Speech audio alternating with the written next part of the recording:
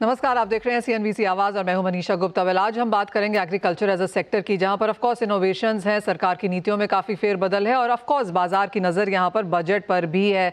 आजकल काफ़ी सारे डिसीजंस एडमिनिस्ट्रेटिव डिसीजंस के तौर पर नोटिफिकेशंस में बजट से बाहर ही आ जाते हैं, कई बार तो कैबिनेट से भी बाहर आ जाते हैं। लेकिन क्या कुछ देख रहा है एग्रीकल्चर एज अ सेक्टर इस बार बजट से, इस पर भी करेंगे बातचीत। हमारे साथ जुड़ रहे हैं India pulses and grain merchant association के चेयरमैन बिमल कोठारी, इस्मा के डायरेक्टर जनरल दीपक बलानी और किसान से के founder and CEO Nitin Puri. आप सभी का कार्यक्रम में स्वागत है। शुरुआत यहां पर पल्सेस के साथ कर लेते हैं, क्योंकि यहां पर एक नोटिफिकेशन भी आया है। बाजार शायद ऑलमोस्ट एक्सपेक्ट कर ही रहा था कि तुअर के फ्री इंपोर्ट को यहां पर एक्सटेंशन मिल जाएगी और वो नोटिफिकेशन हमने आता हुआ देखा भी। बिमल जी, सबसे पहले तो आपका रिएक्शन इसी के ऊपर। फसल इस बार अच्छी है, लेकिन सरकार की बहुत क्लियर क्लैरिटी है कि दालों के प्राइसेस को ऊपर नहीं जाने देना है। अगर भाव एमएसपी के नीचे आते हैं तो सरकार किसानों से खरीद लेगी। तो दोनों तरफ यहाँ पर एक सपोर्ट या बैलेंस बनाने की कोशिश यहाँ पर सरकार की तरफ से है। एज एन इंडस्ट्री आप इसे कैसे देखते हैं?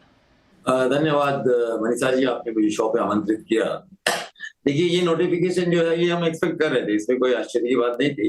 क्योंकि देखिए, इस साल भी जो प्रोडक्शन नंबर जो सरकार की तरफ से आए हैं वो लगभग 35 लाख टन है, जो लास्ट ईयर लगभग 34 लाख टन थे। तो हमारा अनुमान है कि जो प्रोडक्शन है इस साल, हालांकि ट्रेड के जो आंकड़े हैं वो मेरे ख्याल से कुछ पिछले साल से ज्यादा है। ट्रेड का अनुमान है कि हमारे यहाँ 38 से 40 लाख टन इंपोर्ट होगा। हमारे यहाँ इस साल लगभग 38 से 40 लाख टन का उत्पादन होगा। तो मैं समझता हूँ कि इस सरकार के आंकड़ों से ट्रेड के आंकड़े कुछ डिफर करते हैं, क्योंकि इस साल जो अभी अराइवल्स है, अभी जो अराइवल चल रही है, हम देख रहे हैं कि अराइवल पिछले साल के सामने काफी अच्छी अराइवल है और प्राइसेस भी काफी कम आ चुके हैं। प्राइसेस लगभग जो मिनिमम सपोर्ट प्राइस है या उसके नीचे कुछ मंडियों में दिख रहा है।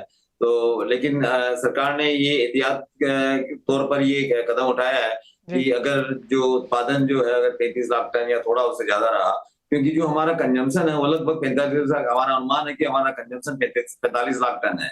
तो उसके सामने प्रोडक्शन कम है और इसकी जो डिमांड है वो मार्च महीने से काफी धीरे धीरे बढ़ती जाएगी। तो मैं समझता हूँ कि ये कदम जो है वो सही कदम है। इसमें सरकार ने अभी से एक लॉन्ग टर्म साल भर के लिए कदम उठाया है। और देखिए, इंपोर्ट भी आप जानते हैं कि जो तुअर है हमें ज्यादा से ज्यादा ये म्यांमार से आती है, जो लगभग 3-3.5 लाख टन इस साल भी हम अनुमान करते हैं। वहां थोड़ा इस साल प्रोडक्शन ज्यादा है, तो हमारा अनुमान है कि वहां से 3.5 से 4 लाख टन आएगा। अफ्रीकन जो तुअर है वो अगस्त महीने में आती है, तो उसमें अभी देरी है। तो मैं क्या समझता हूँ कि ये जो कदम है वो सही है और ऐसा ही कदम हम उड़द में भी एक्सपेक्ट कर रहे हैं, क्योंकि नॉर्मली तुअर उड़द दोनों के नोटिफिकेशन साथ में आते हैं। उड़द में भी अगर हम देखें तो इस साल हमारा उत्पादन कम रहा है सरकार के आंकड़ों के अनुसार, इनफैक्ट पिछले साल से भी कम रहा है। तो मैं समझता हूँ कि उड़द में नहीं ऐसा एक नोटिफिकेशन एक्सपेक्ट कर रहे हैं, जो भी शायद साल भर के लिए होना चाहिए। लेकिन मैं आपके माध्यम से सरकार को अपील करना चाहता हूँ कि जो येलो पीस का जो इम्पोर्ट जो हर 2 महीने 3 महीने में एक्सटेंड हो रहा है, उसको सरकार को बिल्कुल बंद करना चाहिए। उसकी अब जरूरत नहीं है। उसकी वजह से हमारे यहाँ अब इम्पोर्ट, ये येलो पीस का इम्पोर्ट नहीं हो रहा बल्कि डंपिंग हो रही है। बड़ी मात्रा में येलो पीस आ रहा है और येलो पीस जो है जिसके जो हमारा जो कॉस्ट है वो लगभग 32-33 रुपीज है। आज यहाँ पे पोर्ट्स पे 32 रुपीज में येलो पीस बिक रहा है। तो इससे सारी दालों पे इसका इम्पैक्ट आ रहा है। ये सिर्फ चने को इम्पैक्ट नहीं कर रहा है, ये चने को इम्पैक्ट कर रहा है, तुअर को इम्पैक्ट कर रहा है, क्योंकि जो येलो पीज है वो 32 रुपीज है। इसकी जो दाल बनती है वो लगभग 40 रुपए बिकती है।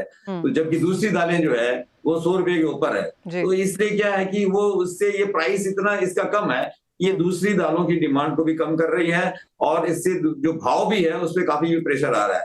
इससे किसानों को बहुत बड़ा नुकसान हो सकता है। मैं समझता हूँ कि अगर ये तरीका रहा, हमने लगभग देखिए हमने 3 मिलियन टन 30 लाख टन हमने पिछले साल इंपोर्ट किया है। अब इसकी बिल्कुल जरूरत नहीं है। अगर इसी तरह अगर हम ये सस्ता इंपोर्ट करते रहेंगे, ये चीपर, क्योंकि हमारा सरकार का हमेशा कंटेंशन यही था। 2018 में जब येलो पीस का इंपोर्ट बंद किया गया था तो सरकार का मेजर कंटेंशन यही था जो कि yellow cheaper import is hurting the Indian farmers. और लेकिन आज हम उसी पॉलिसी को कंट्राडिक्ट कर रहे हैं। देखिए, जब सरकार ने पिछले साल 2018 में बंद किया था, 2016-17 में हमारा प्रोडक्शन था अबाउट 16 मिलियन 17 मिलियन टन, जो बढ़कर 2022-23 में 27 मिलियन टन हो गया।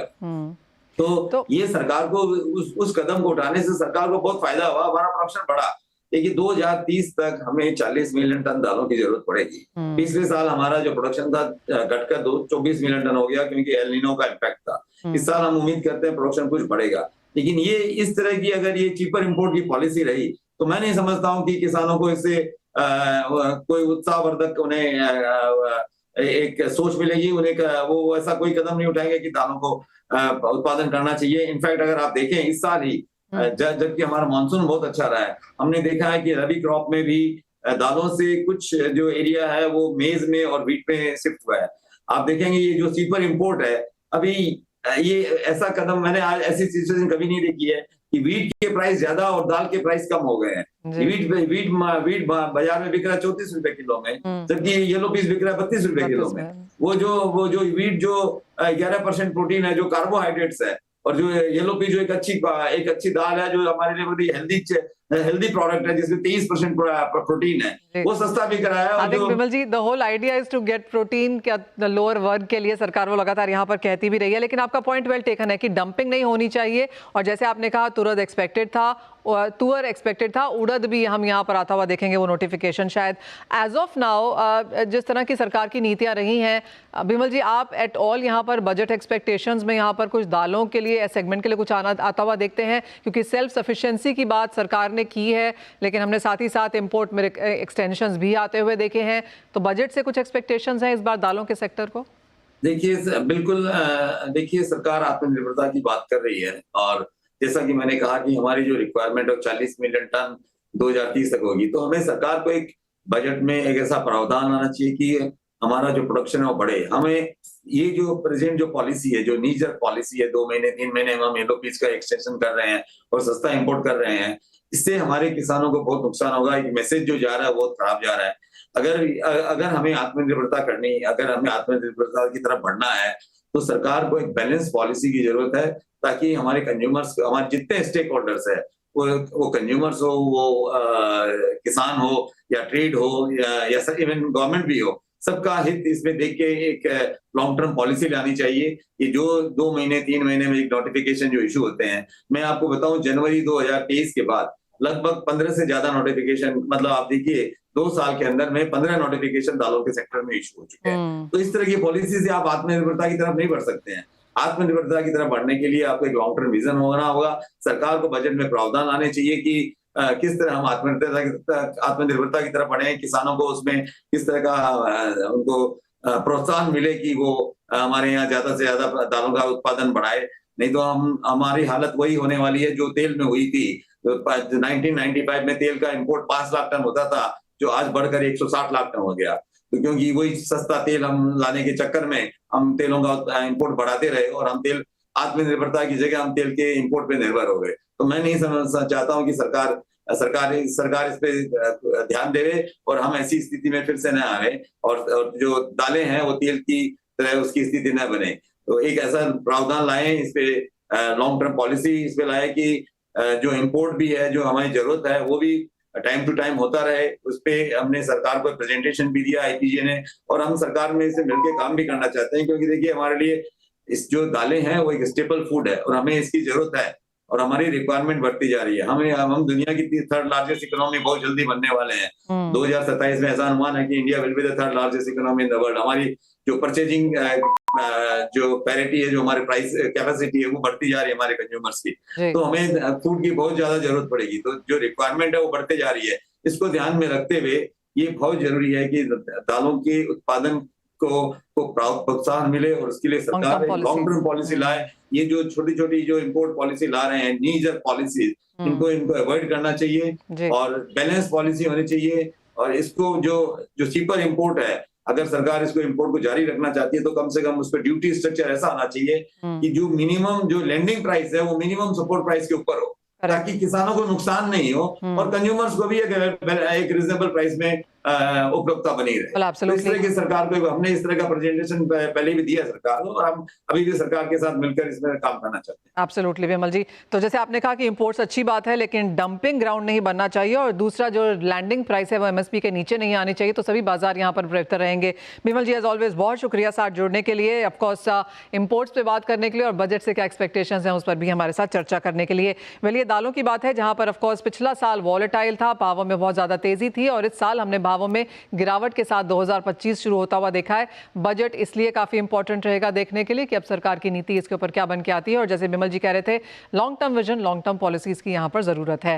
वेल, आगे बढ़ेंगे और बात अब यहाँ पर किसान से के founder and CEO Nitin Puri से करेंगे। नितिन जी नमस्कार। आपने दालों का हाल तो यहाँ पर सुना ही, लेकिन ओवरऑल एग्रीकल्चर की जहाँ तक बात है और जिस तरह का काम आप करते हैं, जहाँ पर आप डायरेक्टली किसानों के साथ काम करते हैं, यहाँ पर क्या एक्सपेक्टेशन है इस बार बजट से, क्या कुछ चैलेंजेस हैं? पहले तो यही जानना चाहेंगे कि किसान से ने पिछले 1 साल में यहाँ पर क्या कुछ किया।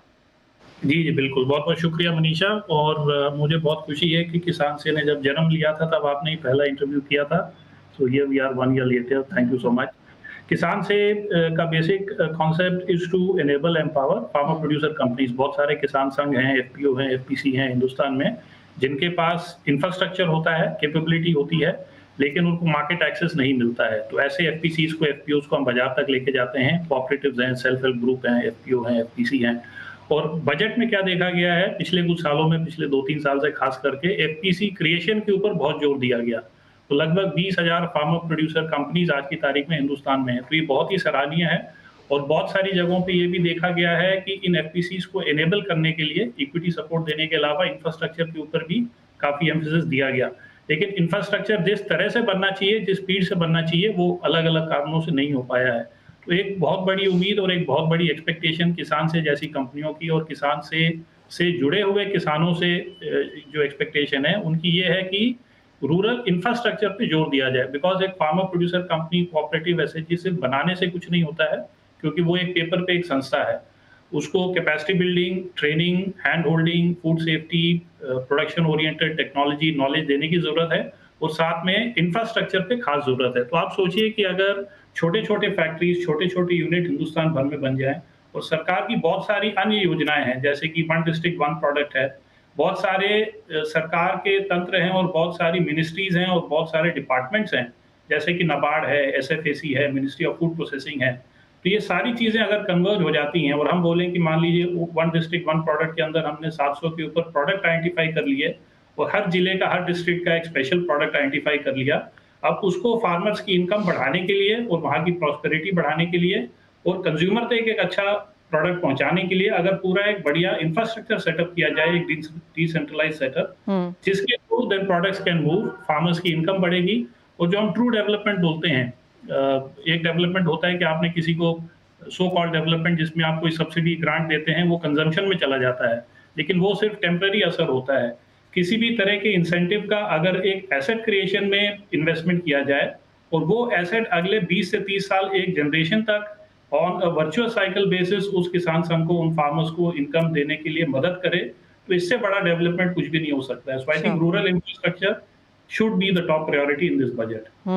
ये तो आपने किसान के तौर पर बात की, फार्मर प्रोड्यूसर ऑर्गेनाइजेशंस के लिहाज से, और वहाँ पर क्या कुछ देखने को मिलना चाहिए। लेकिन नितिन, अगर हम द काइंड ऑफ स्टार्टअप्स जैसे आपके हैं, जिस तरह का काम होता हुआ नजर आ रहा है, जो काम आप यहाँ पर कर रहे हैं, फॉर योर स्टैचर, आप यहाँ पर बजट से क्या मानेंगे, क्या कुछ चैलेंजेस आपको यहाँ पर फेस करने पड़ रहे हैं? तो एज अ स्टार्टअप बहुत मुझे खुशी हुई है पिछले 1 साल में, जब से हम किसान से को भी आगे लेके गए हैं, कि सरकार की बहुत सारी योजनाएं हैं, सरकार की बहुत सारे इनिशिएटिव्स हैं, जिससे हमें बहुत फायदा मिला है। मिनिस्ट्री ऑफ कॉमर्स, डीटीआईपी की बहुत अच्छी योजनाएं हैं to support startups like us, equity grant, अलग अलग तरह की योजनाएं हैं। 1 डिस्ट्रिक्ट 1 प्रोडक्ट योजना के अंदर बहुत सारे मार्केटिंग स्कीम्स हैं, जिसके अंदर हमारे जैसे स्टार्टअप्स को मौका मिला है हिंदुस्तान में और अंतर्राष्ट्रीय स्तर पे भी अपने प्रोडक्ट्स को लेके जाने का। स्टार्टअप्स को जैसे कहते हैं ना, सबसे बड़ी रिक्वायरमेंट स्टार्टअप की, नॉर्मली लोग कहते हैं कैपिटल होती है, बट मैं ये नहीं मानता हूँ। कैपिटल देने वाले बहुत लोग हैं, अच्छे बिजनेस मॉडल को फंड करने वाले, फाइनेंस करने वाले, इक्विटी डेट देने वाले बहुत लोग हैं। सरकार का रोल फंडिंग, फाइनेंसिंग में हमें रिस्ट्रिक्ट करने की जरूरत नहीं है। सरकार अगर एक एनेबलिंग एनवायरनमेंट क्रिएट कर सके, कनेक्टिंग द डॉट्स कर सके, और जितनी भी योजनाएं हैं उनको डबटेल कर सके ताकि ऑप्टिमली यूटिलाइज हो सरकार की सारी योजनाएं, सारा इन्वेस्टमेंट, सारा इंफ्रास्ट्रक्चर, उसके ऊपर पूरा जोर होना चाहिए, which is taking these initiatives like the ODOP programme to the next level. APEDA जैसी संस्था है, अपीडा का मैंडेट है to promote marketing of agricultural produce all over the world, लेकिन अभी भी हम देखते हैं, मान लीजिए हमारी 180 देशों के ऊपर हर देश में एक एम्बेसी है, तो क्या एक ऐसा कोई इनिशिएटिव फॉर एग्जांपल लिया जाए कि हर एम्बेसी में एक डिपार्टमेंट बनाया जाए जो इन 700 के ऊपर जो ओडीओपी प्रोडक्ट्स डेवलप कर रहे हैं हम बैकएंड से, वो इन एम्बेसीज के थ्रू एक स्पेशल अटैचे ऑफिसर के थ्रू उस देश में प्रमोट हो। तो सरकार के पास बैंडविड्थ है, इंफ्रास्ट्रक्चर है, पीपल है, को मोनेटाइज किया जा सकता है बहुत अच्छे से by using the professional skill expertise of the private sector. Capital देने वाले और लोग रेडी हैं, लेकिन सरकार की जो रीच है, सरकार का जो नेटवर्क है, सरकार की जो एबिलिटी है चीजों को एक अलग लेवल पे लेके जाने की, दैट इज अनपैरेलल्ड। उसको फोर फ्रंट पे रख के, उसको सेंटर में रखते हुए क्या क्या इनिशिएटिव सरकार ले सकती है टू प्रमोट। सरकार से ज्यादा बेहतर और बड़ी मार्केटिंग यहाँ पर कोई नहीं कर सकता, और ऑफ कोर्स सरकार के पास वेयरविडॉल भी है। नितिन, एक फाइनल सवाल आपसे, जब हमने शुरुआत की थी, जब आपने यहाँ पर शुरुआत की थी और हमने आपसे बात की थी, तो लिमिटेड कमोडिटीज आपके पास थी। एज ऑफ नाउ कितने किसानों के साथ आप जुड़े हुए हैं, कितने एफपीओज के साथ, और क्या कुछ प्रोडक्ट्स आपने ऐड किए हैं, और क्या प्लान है 2025 के लिए? जी, आज की तारीख में आपने सही कहा, जब हम मिले थे 1 साल पहले तो बहुत छोटे थे हम, आज हम लगभग 50,000 किसानों से जुड़े हुए हैं, लगभग 12 कैटेगरीज में हैं हम, dry fruits, pulses, spices, millets, ghee, dairy products, oil etcetera. And the whole endeavour is कि हम कंज्यूमर्स को एक अच्छा प्रोडक्ट दिलाएं, क्योंकि हिंदुस्तान की जो नेचुरल बायोडाइवर्सिटी वो बहुत वाइड है, और हमने देखा है कि जो एफएमसीजी ब्रांड्स टिपिकल होते हैं वो बड़ा एक नैरो व्यू लेते हैं, एक स्टैंडर्डाइज्ड प्रोडक्ट लेके आते हैं। आप चावल जैसी एक छोटी कमोडिटी देख लीजिए, जो ट्रेडिशनल इंडियन राइस वैरायटीज हैं, इतनी सारी राइस वैरायटीज हैं जो कि काफी टेस्टी हैं, हेल्दी हैं, ग्लाइसेमिक इंडेक्स कम है, प्रोटीन में ज्यादा है, but all these varieties have been forgotten, क्योंकि जो रिसर्च थी हमारी वो कुछ वैरायटीज तक सीमित रह गई, और 90% वैरायटीज जिनसे बायोडाइवर्सिटी और सस्टेनेबिलिटी बढ़ती है वो रह गई, जो हेल्थ के लिए भी अच्छी हैं, टेस्ट में भी अच्छी हैं। तो हम अब कोशिश कर रहे हैं कि इस तरह की राइस वैरायटीज को सामने लेके आया जाए फॉर एग्जाम्पल, और इस तरह से अलग अलग सेक्टर में आप देखेंगे बहुत सारे फॉरगॉटन वैरायटीज हैं। इनफैक्ट सरकार ने एक और इनिशिएटिव लेना चाहिए, which is also related to your past previous question, कि इन तरह की वैरायटीज को किस तरीके से फोर फ्रंट पे लाया जाए through more research and development on yield improvement, varietal improvement etcetera. तो ये सब तमाम चीजें करने के लिए बहुत सारा स्कोप है, और हमारा किसान से का ये ऑब्जेक्टिव है कि हिंदुस्तान में हर कंज्यूमर को एक हेल्दी टेस्टी प्रोडक्ट मिले, और हर फार्मर को एक अच्छी इनकम मिले, और हिंदुस्तान की जो बायोडाइवर्सिटी है उसमें जो वैरायटीज, जो प्रोडक्ट्स, जो क्रॉप्स लुप्त हो गए थे, एक्सटिंक्ट हो गए थे for various commercial and other reasons, उनको वापस फोर फ्रंट पे लाया जाए, देश में भी लाया जाए और दुनिया भर में भी लाया जाए। ऑलराइट, तो एक लंबी लिस्ट है यहाँ पर विजन्स की, बजट एक्सपेक्टेशंस की, और ऑन ग्राउंड किसानों के साथ कुछ किया जा सकता है। बहुत शुक्रिया नितिन हमारे साथ आज जुड़ने के लिए और उन सभी चीज़ों पर लाइट डालने के लिए। वाल इसी के साथ एक ब्रेक का भी समय है। जब लौटेंगे तो हमारा फोकस होगा यहाँ पर शुगर एंड एथेनॉल। यहाँ पर स्ट्रॉन्ग नोटिफिकेशन आया है, आगे और भी चीज़ें आने की उम्मीद है, बजट से क्या एक्सपेक्टेशंस हैं, इन सब पर बात करेंगे इस्मा के डायरेक्टर जनरल दीपक बलानी से। नमस्कार, स्वागत है आपका, और हमारे साथ अब इस्मा के डायरेक्टर जनरल दीपक बलानी जुड़ चुके हैं। दीपक जी नमस्कार, शुक्रिया सीएनबीसी आवाज़ पर समय देने के लिए। वेल, सबसे पहले तो एक चीज़ जिसका यहाँ पर इस्मा लगातार सपोर्ट कर रही थी वो है एक्सपोर्ट्स खुलना, और 1 मिलियन टन बहुत ज़्यादा नंबर नहीं है, जो इनिशियल हम 2 मिलियन टन की बात कर रहे थे उससे कम है। आप क्या एक बैलेंसिंग एक्ट आप यहाँ पर बनता हुआ देखते हैं, एक तो नंबर के साथ, और दूसरा अब यहाँ पर जिस तरह से इस सीज़न में हमने प्राइसिंग होते हुए देखी है, अंतर्राष्ट्रीय बाज़ारों में हल्की सी गिरावट है, किस तरह का रियलाइजेशंस देख रहे हैं हम इंडियन मार्केट्स में वीज़ा भी एक्सपोर्ट के थ्रू? नमस्कार मनीषा जी, सबसे पहले मैं सरकार का धन्यवाद करना चाहूँगा, और हम इस डिसीजन को वेलकम करते हैं। आई थिंक बिल्कुल सही समय पे, सही वक्त पे ये डिसीजन लिया गया है 10 लाख टन शुगर एक्सपोर्ट्स का, और इस्मा ने हमेशा कंसिस्टेंटली एक स्टैंड लिया हुआ था, क्योंकि हमारा ओपनिंग स्टॉक लगभग 80 लाख टन था, और जो शुगर सीजन है वो भी ठीक ठाक है, और डाइवर्जन जो एक लगभग 40 लाख टन पे फिक्स हो गया था। तो क्योंकि हमारे पास सरप्लस स्टॉक है, और जो पिछले 2 या 3 महीने में हमने देखा कि जो एक्स मिल प्राइस है वो काफी नीचे चला गया था, कॉस्ट ऑफ प्रोडक्शन थे, तो एक मार्केट प्राइस स्टेबिलिटी की बहुत आवश्यकता थी। तो मुझे लगता है सरकार ने बिल्कुल सही डिसीजन लिया है। हालांकि आपने सही बोला कि हमारा डिमांड लगभग 20 लाख टन था। बट आप याद करें पिछले महीने हमने सरकार से ये रिक्वेस्ट किया था कि लगभग 10 लाख टन आप जनवरी में दे दें और 10 लाख टन एक बार क्रॉप का असेसमेंट करके भी बाद में दिया जा सकता है। तो मुझे लगता है इससे 2 या 3 चीजें इम्पैक्ट होंगी। सबसे बड़ी बात है कि जो लिक्विडिटी है मिल्स को वो आएगी, उससे जो केन पेमेंट है, केन एरियर्स जो काफी रिड्यूस होगा, तो इसमें डायरेक्टली किसानों को फायदा होगा और कहीं ना कहीं कैश फ्लो जो है रूरल इकोनॉमी में आएगा।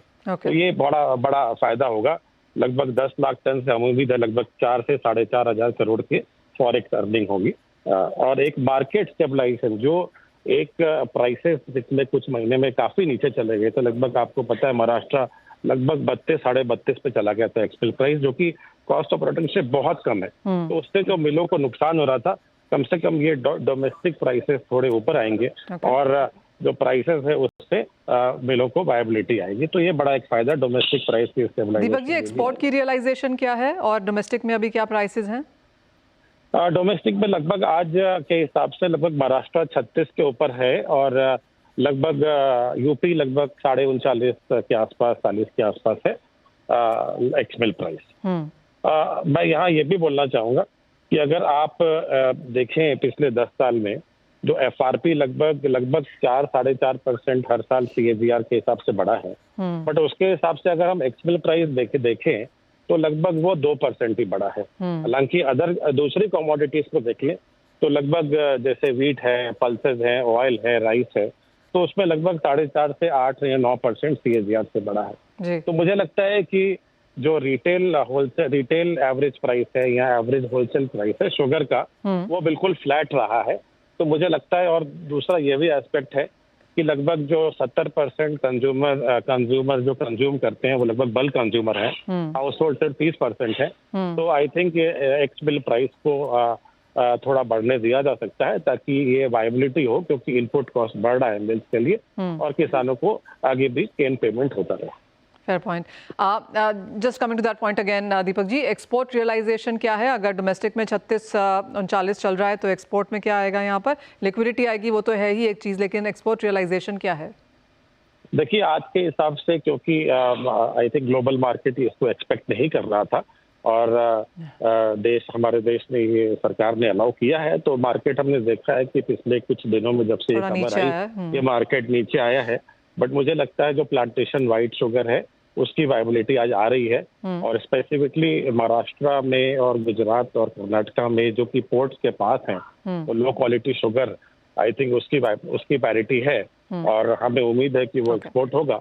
दूसरा ये भी एस्पेक्ट है क्योंकि सरकार ने लगभग 30 सितंबर तक टाइम दिया है, तो 8 महीने का विंडो है। तो 8 महीने के विंडो में मिल डिसाइड कर सकते हैं जैसे वायबिलिटी आती है और या बेटर प्राइस रियलाइजेशन आती है, उसको एक्सपोर्ट उस हिसाब से कर सकते हैं। तो जी बिल्कुल, एब्सोल्युटली।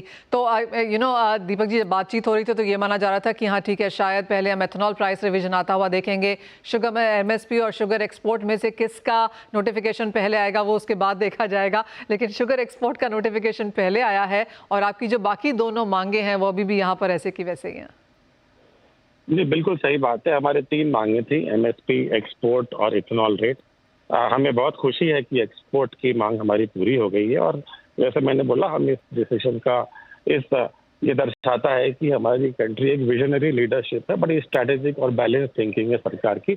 और अभी जैसा कि मैंने बोला हमारा पहले भी स्टैंड रहा है कि एमएसपी जो है ये लॉन्ग टर्म सोल्यूशन है। एक्सपोर्ट से तो एक टेम्पररी इशू था वो रिजॉल्व हो जाएगा, but MSP is a long term solution कि जो लगभग 5 साल से एमएसपी रिवाइज नहीं हुआ है, जबकि एफआरपी रिवाइज होता जा रहा है।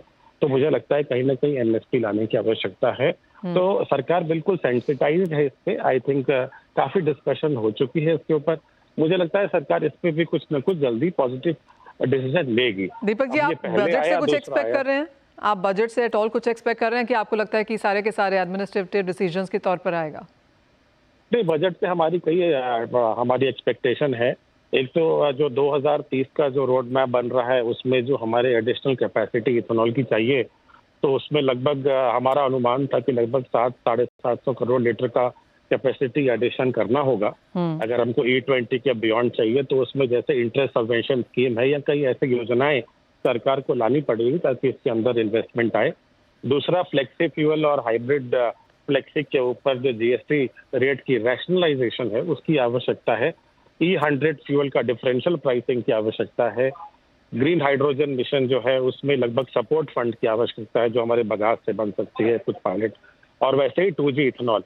तो ऐसे कई डेवलपमेंट R&D में या ऐसे नए प्रोजेक्ट्स में योजनाएं लाने की आवश्यकता है, क्योंकि यहाँ आगे से क्योंकि हमको डीकार्बनाइज करना है, 2070 तक हमारा नेट जीरो गोल है।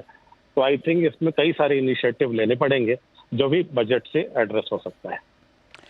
फेयर पॉइंट था। दीपक बलानी जी, बहुत शुक्रिया साथ जुड़ने के लिए। तो वेल, वो ऑफ कोर्स लंबी चौड़ी लिस्ट है यहाँ पर शुगर एंड एथेनॉल इंडस्ट्री की तरफ से ही, बट ऑफ कोर्स एक थम्स अप यहाँ पर आता हुआ 1 मिलियन टन शुगर एक्सपोर्ट्स को लेकर। अंतर्राष्ट्रीय बाजार में कुछ भाव जरूर गिरे हैं इस वजह से कि भारत की चीनी भी अंतर्राष्ट्रीय बाजारों में ले आएगी, लेकिन जैसे कहा गया कि समय है हमारे पास सितंबर तक ये चीनी बेचने का, तो जैसे जैसे वायबिलिटी होगी भारत यहाँ पर अंतर्राष्ट्रीय बाजारों को चीनी सप्लाई करेगा। और जहाँ तक एथेनॉल की बात है और जैसे जहाँ तक बजट की बात है, जैसे उन्होंने कहा कि चाहे वो एडिशनल कैपेसिटी बढ़ाने की बात है, 2G की बात है, हाइड्रोजन फ्यूल की बात है, साथ ही साथ फ्लेक्सी फ्यूल और हाइब्रिड फ्यूल कार्स की बात है, तो काफ़ी कुछ है। इस बार एक्सपेक्ट किया जा रहा है कि हम बजट से यहाँ पर सुनता हुआ देखेंगे। तो फिर चाहे वो एग्रीकल्चर है, दालों का सेक्टर है, चीनी का सेक्टर है, हमने आपको आज बताया कि बजट से सभी की क्या एक्सपेक्टेशन है और किस तरह का बाजार एज ऑफ नाउ है। पॉलिसी के साथ फिलहाल इस कार्यक्रम में इतना ही समय है, लेकिन आप बने रहिए CNBC आवाज़ पर।